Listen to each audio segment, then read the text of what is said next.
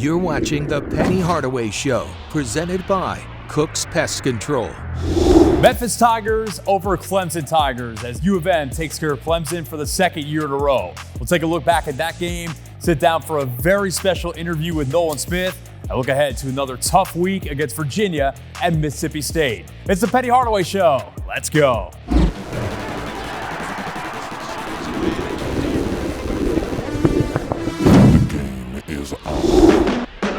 The Penny Hardaway Show is presented by Cook's Pest Control. You don't have to live with pests. Call Cook's Pest Control and get a free quote today. Conway Services, the official HVAC partner of Tiger Athletics. Tennessee Lottery, turning dollars into dreams. Tiger Bookstore, the official merchandiser of Tiger Athletics. AutoZone. When you've got battery trouble, head to AutoZone, America's #1 battery destination. Get in the zone. AutoZone. And supported by your Memphis area Toyota dealers. Oh, what a way to bounce back. In Clemson, the Tigers are victorious. Hi, everybody. I'm Dave Woloshin. And I'm Matt Infield. Let's check out the highlights from a win in the Palmetto State. Memphis beat Clemson in a thriller at FedEx Forum last season. The encore was probably even better. Safe to say, Memphis came out ready. Colby Rogers knocks down the mid-range J. U of M starts the game on a 10-0 run, but Clemson bounced back from that. Late second half, Jaden Zachary drills a triple. Clemson up 5. Memphis is in trouble. But no panic from Petty's boys. 2-point game in the final minute. And who else but Tyrese Hunter to earn our Defensive Player of the Week nod. Great hands to force the steal. And for good measure, he dimed Dane Dange on the break. Game tied at 72. We're headed to overtime. Extra period at 77-75 Clemson until Hunter, this time driving strong to the cup, goes off glass, and we're knotted again. Just over 2 to play. Swing it around to Hunter. 3-ball corner pocket. You bet. It's 80-78 U of M.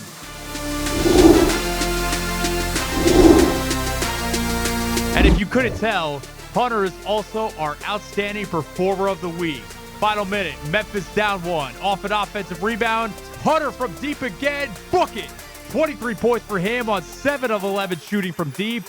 Memphis picks up an enormous non-conference win, knocking off number 16 Clemson on the road with a gutsy 87-82 win in overtime.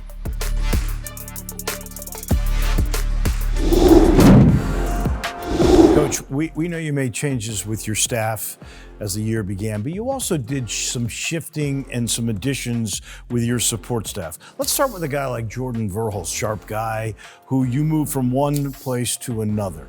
Yeah, Jordan was video guy for the first couple years, then he went to assistant Dobo. Then Dobo, now he's helping with the assistant coaching stuff as well. So, yeah, we've shifted him a bunch since he's been here. Another gentleman that you moved around is Jermaine Johnson, who can be very fiery. We've seen his speeches. Yep. Talk a little bit about what you're using him for now. Yeah, just his knowledge of the game. You know, he's down for analytics, but he's more than analytics to this program. He's assistant coach. He's doing like everything, you know, with the basketball side of it, offensively and defensively. Now, Andy Pennington was the old director of analytics. Jermaine's role is a little bit different than that. Can you expound upon that? Yeah, Andy Pennington didn't have scouts. He didn't scout other teams and watch video. He just basically gave me the numbers on our guys in the opposing team. You are a little different than most coaches. Usually they'll let their assistants shift around and one guy will get a team, the next guy gets another team. Yeah. You're involved with somebody, I guess it's JJ this time, with all of the scouting, which is a huge amount of work. Yeah, it is. And in the past, the last 3 years has been me and pretty much Jordan. I kind of watch all the film. Jordan watches all the film, then I put my game plan together. But this year, I've kind of delegated it back to some of the coaches like JJ, Coach Nolan, myself, and Jordan. Us 4 are the ones that are kind of rotating it. Then you got Marcus Nunnally. Here's a guy who you has listed as director of scouting. Yeah, Marcus does whatever we need video. You know, everything that Jordan used to do is what Marcus is doing now. He's learning the game, but he understands the video side of it, and whatever we need, he gets it to us. What stands out about the way that he sees the game? He understands what we want. Like, he's the guy that films everything in the first half, clips it, and then as soon as we get into halftime, how we make the adjustments is what he has on the film. and he does a great job. You've got a guy, he's like a doctor to us all. I know he's bailed me out in the middle of the year several times. Daryl Turner, your director of trainers. Yeah, Daryl is, the longest tenured guy here, longer than me, and he's been around doing a phenomenal job. He's over all the trainers on campus. He's a wealth of knowledge, understands what he does, and he really cares about the guys and works really hard. Kind of that same general realm. Todd Forcier, Director of Strength and Conditioning. Talk about his role a little bit. Yeah, Todd has been some phenomenal places. He was at Syracuse when they won the national championship with Carmelo Anthony. He was at Kentucky. He's also been in the NBA for a long time. He was with the Seattle Supersonics when they were successful. And then the Portland Trailblazers for like the last few years, 10, 12 years or whatever, and now he's with us. So he brings all that knowledge to our team. You've got another guy, Kevin Olds, who had a son on this team. Yep. And I don't think he's with you all the time, but Kevin Olds is one of the great physical therapists. Yeah, Kevin to me is one of the top physical therapists in the country. He does a phenomenal job of keeping you healthy, and when you do get injured, getting you back on the floor. It's unfortunate that he's moved outside of the city, but still close enough to where he can meet us on the road and still come in from time to time, but does phenomenal work. Talk about directors of trainers, strength and conditioning, physical therapists. We talk about separating those guys into tiers. How much of a difference can great guys in those positions make from good ones? They make a great difference because these young men, they're always getting injured or some type of knick-knack or some getting ill, and then Daryl has to take care of that. But anything on court, where they have to have anything that has to deal with their body, these guys, Kevin Olds and Todd Forcier, are right there. You being Penny Hardaway, any new gadget, any piece of equipment that comes along, you gotta have it. You gotta have a darn good equipment manager to figure out all the logistics. Yeah. You got one with Cedric Powell. Yeah, Ced is a vet. He was at Duke for the longest, Duke University, been around Coach K and those guys. Understands how to be a professional, understands what everybody needs, all the little things that he does to the gear with the name tags and stuff that hadn't happened here before. He's kind of like setting a standard that's making all of us spoil when it comes to the gear. With the portal and you still recruit freshmen, you have to have a guy who really is working hard all the time between those two different ways to get players. Tell me a little bit about Zach Wall and how you got him. Yeah, Zach was doing social media work for the football team and a little bit for us. And we saw his talent and was like, man, how would you feel to come over for men's basketball full time?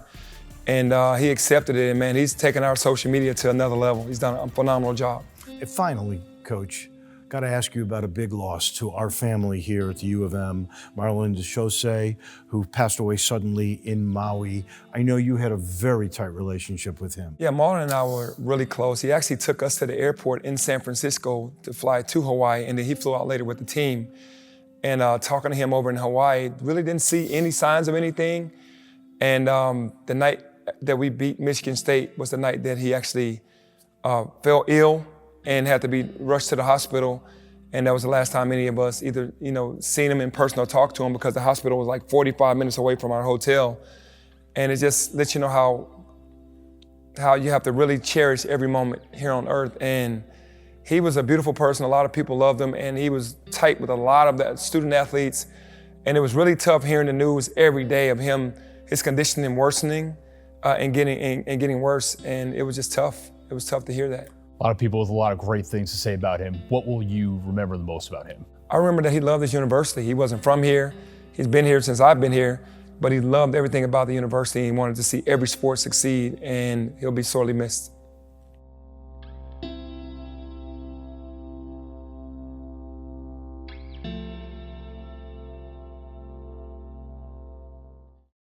You're watching The Penny Hardaway Show, presented by Cook's Pest Control. Welcome back to The Penny Hardaway Show. Nolan Smith is a very recognizable name in the college basketball world. From star player to star young coach, he's here at Memphis now, hoping to help bring the Tigers a championship.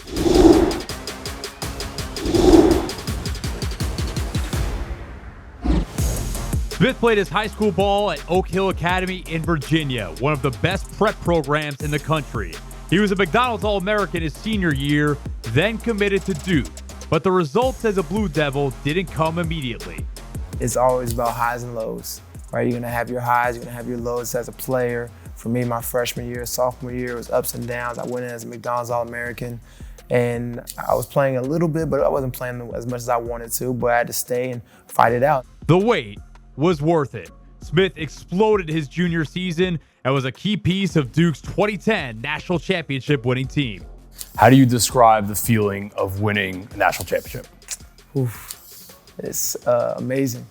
Still feels amazing to this day. When I see highlights of it, it's still one of those moments when that shot goes off the backboard and hits the front rim. It's still one of those moments where it kind of puts a little nervous pit in your stomach. You're like, man, what if that shot went in? You know, how different is my life, right? What you dream about when you're in the driveway growing up, just playing basketball with your friends, you want to be a national champion. So to be able to do it, it means the world to me. And there's no one better to ask about what Smith meant to that team than the coach who led Duke to 5 national championships. A man who needs no introduction, Coach K. No one could guard anybody. You know, Shire wouldn't admit this, but no one a little bit better defensive player, and just a little bit. And so he could really guard a point guard, a quick guy. And although both of them, they were an amazing pair, and tall and big guards. And so he came up with huge games for us. After winning a title in his junior year, Smith was hungry to lead the Blue Devils to another natty in his last season. Duke might have gone back-to-back if a freshman by the name of Kyrie Irving didn't get hurt.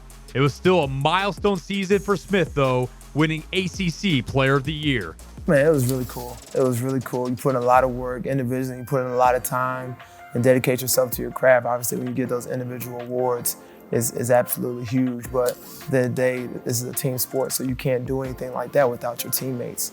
You know, without everybody being all in. Nobody's gonna give you an ACC Player of the Year if you don't win. If your team is 2-15 in the league, right? So at the end of the day, winning is always the most important thing when it comes to even the individual accolades. He became really a spokesperson for our program, and really became the mayor of Duke. You know, like he's as beloved a player, basketball player that's ever played here. Smith was taken by the Portland Trail Blazers with the 21st pick in the 2011 draft, but his pro career didn't go to plan. My third-year option wasn't picked up, and then went to Boston Celtics with Summer League.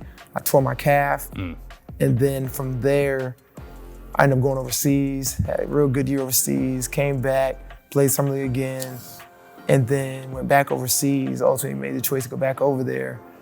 And then I came back and went to the G League after a couple months in Istanbul, Turkey, and I tore my ACL. So I tore my ACL and went back to Durham. And then after a full year of rehab, I tore it again. So that's where it was a very frustrating time for me because I was still young and still wanting to play and have a long playing career. Facing his basketball mortality, Smith was given a new direction by the legend he spent 4 years playing under. Coach K kind of grabbed me, pulled me aside one day as I was laying on the training room table. He's like, hey, I know you're still trying to figure out, you know, your rehab, but I have a spot for you if you want to start your next career. I always thought you would be a great coach. So when Coach K tells you that pretty much gave me the green light to start my next career when he kind of gassed me up and said, okay, I can do this, all right, I'm gonna do it, especially with you. What prompted that in that moment? Well, I knew as a player that he loved the game, he knew people, that he would be a great coach. That's a transition from going to be, especially a star player, to be a coach. You have to learn how to do a lot of the work that you didn't do, that someone else did for you, so that you could be a great player and do your work that only you could do. And now as a coach, you're doing everything. For Smith, a coaching career was likely always meant to be. When did you first get the coaching bug? Probably from a young age. So my dad played in the NBA for 9 years, and then he coached the Washington Bullets before he passed away when I was 8 years old. So I've kind of following in his footsteps pretty much my whole life, wanting to play in the NBA. And then when he was done, he coached. So I always wanted to coach. I always knew it was something deep down when I was done. I wanted to be around the game. I wanted to get back to the young men that are coming up behind me. So it was always a thought. I just didn't know how soon it would come. So it came sooner, so I was ready to go. So what's the Coach K experience like second time around when you're on his staff and really working for him now? Yeah. Just learning his tricks, learning his mastermind tricks as far as how he motivates, how he gets you to run through a wall for him, how he gets you, how he does his practice plans, just how he's fully prepared for everything that might happen in a game. Just sitting there studying him and learning just how he become one of the greatest coaches of all time. Smith worked under Coach K in a variety of roles over 6 seasons, eventually working his way up to assistant coach. Then in 2022, an extremely personal opportunity came about when Kenny Payne, his godfather and late father Derek's best friend, became the head coach at Louisville, the school where Derek Smith won a national championship himself in 1980. The Cardinals didn't have much success in his 2 years there, but there were valuable lessons learned. I learned how to lose. For my whole life, I've always won. So for the first time in my coaching career, I saw a different side of things, right? It's easy when you're winning, right? But when you really hit adversity, you're losing, you're going through it, whether it's with the players, with the staff, everything, you find out a lot about yourself as far as your character. Smith almost landed at Memphis a few years ago, but it finally became reality this offseason. He's more ready than ever to help the Tigers take that next step, using lessons learned from quite possibly the greatest to ever do it. So to be there and learn so many lessons under Coach K, play for him and coach for him, and just learn, obviously, first and foremost, the preparation is the key to success. And how much time you put in is what you're gonna get out of it. I've learned that, especially from the coaching side, how much film we have to watch. When I first got into it as a former player, I was still watching film as like, okay, well, how can I score? Because that's how kids watch film, right? But then when I finally started to flip that switch as a coach and really got into it, that's how I really started to fall in love with what I'm doing now, which is coaching, helping these kids and helping them see the game and help the game slow down for them, which is really what it's all about for us. But if you ask Coach K, Memphis likely isn't the last stop for Smith. He believes his former pupil is shooting to the top of the profession. And he's an outstanding assistant, obviously. But I think he's got all the stuff to be a top-notch head coach in college. And, I wouldn't limit it to college because of, he has great relationships with NBA players, and he was an NBA player. I could see him going that route. Being with Penny, Mike, and the rest of the staff in a big-time college atmosphere at Memphis will be great preparation for him. Another big week ahead on the non-conference slate. The Tigers travel to Charlottesville and then host Mississippi State. We'll preview both games next.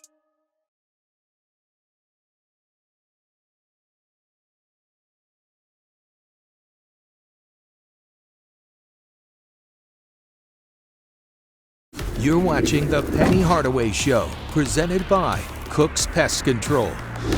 Let's take a look at the AutoZone road ahead. You got a tough week this week. On the road, Virginia, team you beat last year, and then at home against Mississippi State. Yeah, the Virginia series is something that I really wanted because they're known for their defense. And when you play these teams, you also learn. This is the type of schedule that I want. We don't have easy games. Every game is tough, and that's something that I wanted for this university and for this city. And going to Virginia is going to be a tough game, and it's always a tough game. Now, Virginia, obviously, Tony Bennett retires 2 weeks before the season starts. How different are they, if at all, from what you've seen so far? No, they're different because he was the guy that built that culture. Even though assistant coaches, Coach Sanchez has taken over, still not the same. He's a great coach, but that was Tony Bennett's team. That was his program, so it's definitely a little different. And then Mississippi State, they make postseason, it seems like, the last couple of years, and they were ranked earlier. Yeah, they're a ranked team, play very tough defense, got some electric players on the offensive end, and there'll be another tough game. We just have to protect home court. That was tonight's AutoZone Road Ahead. AutoZone, America's #1 battery destination and official sponsor of Tiger Athletics. Get in the zone. AutoZone. With those two teams on the docket, this could be a very productive week. Back with a wrap in just a minute. You're watching The Penny Hardaway Show, presented by Cook's Pest Control. Thanks so much for watching. We'll see you again next Sunday night. The Penny Hardaway Show is presented by Cook's Pest Control. You don't have to live with pests. Call Cook's Pest Control and get a free quote today. Conway Services, the official HVAC partner of Tiger Athletics. Tennessee Lottery. turning dollars into dreams. Tiger Bookstore, the official merchandiser of Tiger Athletics. AutoZone. Got a check engine light? AutoZone will check it for free with the free Fix Finder service. Available at every store. Get in the zone, AutoZone. And supported by your Memphis area Toyota dealers. This copyrighted telecast is an exclusive presentation of Learfield under the broadcasting rights granted by the University of Memphis. Reuse of this presentation is prohibited without the expressed written consent of the University of Memphis and Learfield.